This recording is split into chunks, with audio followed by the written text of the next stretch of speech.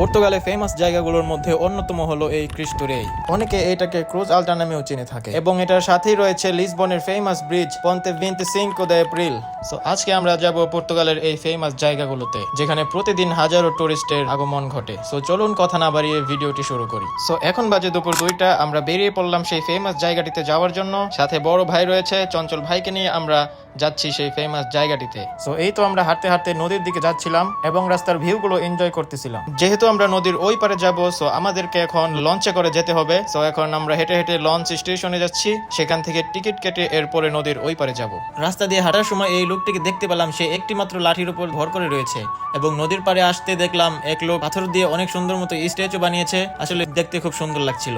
এই তো আমাদের এখন প্রায় 10 মিনিট হাঁটতে হবে, কজ বাসা থেকে স্টেশন একটু দূরে। সো এই তো আমরা হেঁটে হেঁটে যাচ্ছি লঞ্চ স্টেশনে এবং রাস্তার দুই পাশে অনেক টুরিস্ট দোকান দেখতে পাচ্ছিলাম, যেখানে অনেক টুরিস্টরা কেনাকাটা করছে এবং এখানে বলতে গেলে ছোটখাটো একটি মেলার মতো রয়েছে। তো এই তো প্রায় 10 মিনিট হাঁটাহাঁটির পর আমরা চলে আসলাম মেট্রো স্টেশনে। এখান থেকে আমরা আমাদের কার্ড রিচার্জ করব। এখানে কার্ড রিচার্জ করার জন্য অটোমেটিক মেশিন রয়েছে। তো এই তো আমি মেশিনে গেলাম, এরপরে আমি আমার কার্ডটি রিচার্জ করলাম। যেহেতু আমার আগের পর্তুগালের মেট্রো কার্ড ছিল, সো মেট্রো কার্ড দিয়ে যেতে হবে। তো এই তো আমি 5 ইউরো রিচার্জ করে নিলাম। তারপর আমরা কার্ড রিচার্জ শেষ করে আমরা যাচ্ছিলাম লঞ্চের দিকে। এখন গিয়ে দেখতে হবে কয়টার সময় লঞ্চ রয়েছে। এরপর আমরা গেটে এসে দেখি লঞ্চ ছাড়ার মাত্র 1 মিনিট সময় বাকি আছে। এরপরে দৌড়ে দৌড়ে আমরা লঞ্চের ভেতরে উঠলাম। লঞ্চের ভেতরে উঠে পরে উপরে গিয়ে সিট নিয়ে এরপরে সিটে বসে পড়লাম। সিটে বসার সাথে সাথে আমাদের লঞ্চ ছেড়ে দিল এবং লঞ্চে থেকে বাইরের ভিউ অসাধারণ লাগছিল। আমাদের মেবি 10 মিনিট সময় লাগবে। লঞ্চে বসে বসে বাইরের ভিউ দেখছিলাম। এই তো আমাদের প্রায় 10 মিনিট লঞ্চ জার্নি শেষে আমরা পৌঁছে গেলাম নদীর এপার। তো এখন আমরা বাইরে যাচ্ছি, বাইরে থেকে মেবি আমাদের ওভার নিতে হবে। এই তো আমরা ওভার কল করে নিলাম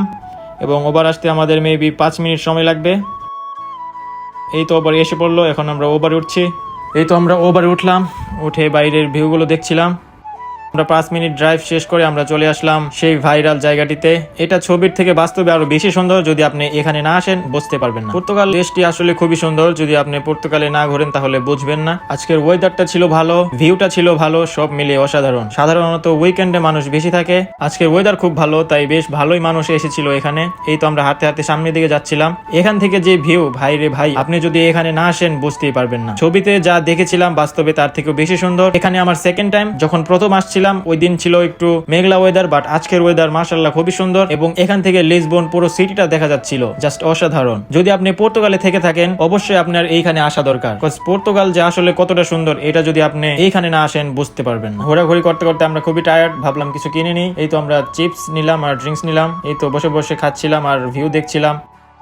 তো এই তো আমাদের ঘোরাঘুরির পালা শেষ, এখন ভিডিও শেষ করার পালা। আমাদের ভিডিও ছিল এই পর্যন্তই। আশা করছি আপনাদের ভিডিওটি ভালো লেগেছে। পর্তুগাল নিয়ে আরো সুন্দর সুন্দর ভিডিও দেখতে চাইলে কমেন্ট করে জানাতে পারেন। আজকের মতো এখানেই বিদায় নিচ্ছি। আল্লাহ হাফেজ।